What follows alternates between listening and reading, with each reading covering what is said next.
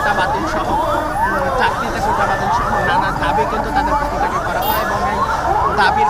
থেকে একেবারে যে এই দাবি কিন্তু এক দফায় পরিণত হয় স্বৈরাচার আওয়ামী লীগের পতন এবং ছাত্র জনতার সেই অভ্যুত্থানে কিন্তু আওয়ামী লীগের মসনদ ধ্বংসস্তূপ করে এবং সেদিন কিন্তু শেখ হাসিনা পালিয়ে যেতে বাধ্য হয় এবং পালিয়ে যাওয়ার পরে যে নতুন বাংলাদেশের 8ই আগস্ট কিন্তু অন্তর্বর্তীকালীন সরকারকে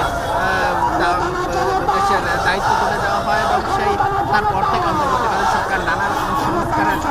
উদ্যোগ নিয়েছে এবং সেইভাবে সংস্কার কাজ পরিচালনা করে যাচ্ছেন। তবে এর মধ্যে আর বিভিন্ন রাজনৈতিক দলের পক্ষ থেকে নির্বাচনের দাবি উঠে আসছিল, একই সাথে কিন্তু বিভিন্ন সময়ে নির্বাচনের দাবি সহ নানা সংস্কারের দাবি করে আসছিল এবং সেই দাবি কিন্তু অনেক ক্ষেত্রে পূরণ হয়েছে এবং অনেক ক্ষেত্রে কিন্তু সে দাবি কিন্তু পূরণ হয়নি। কিন্তু যার মধ্যে একটি দাবি ছিল যে জুলাই সনদ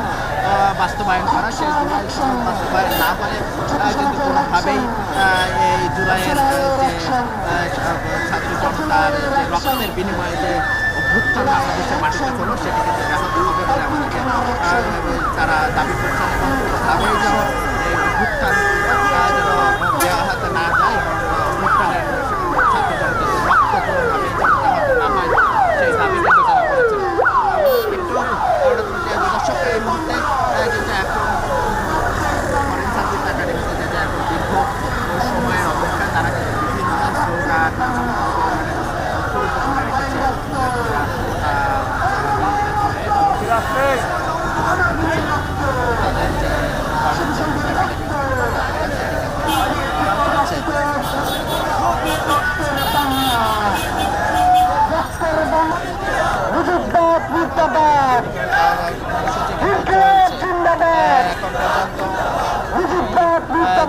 অনেক ক্ষেত্রে ফরেন সার্ভিস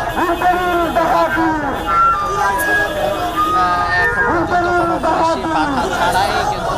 এই যাত্রা চলে অবিলম্বে জুলাই সনদ ঘোষণার দাবি ফরেন সার্ভিস একাডেমি